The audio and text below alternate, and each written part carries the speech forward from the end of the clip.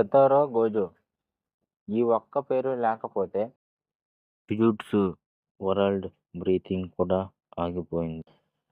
Gozo ఉన్నప్పుడు కర్సస్ అన్నీ భయపడేవి. అతను వెళ్ళగానే కర్సస్ అన్నీ రూల్ చేస్తున్నాయి.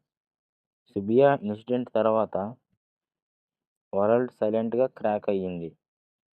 రూల్స్ బ్రేక్ అయ్యాయి. మాన్స్టర్స్ బయటికి వచ్చాయి. యూజీ గిల్ట్తో బతుకుతున్నాడు. మెగూమి డార్క్నెస్ని యాక్సెప్ట్ చేస్తున్నాడు. యూటా మాత్రం కామ్గా స్టోమ్ కోసం వెయిట్ చేస్తున్నాడు. ఇది ఫైట్ స్టోరీ కాదు, ఇది సర్వైవల్ స్టోరీ. క్వశ్చన్ ఒకటే, గోజో రిటర్న్ అయితే హోప్ వస్తుందా లేదా? ఈ జనరేషన్ ఓన్ లెజెండ్ రాస్తుందా? మీ ఆన్సర్ కామెంట్స్లో చెప్పండి.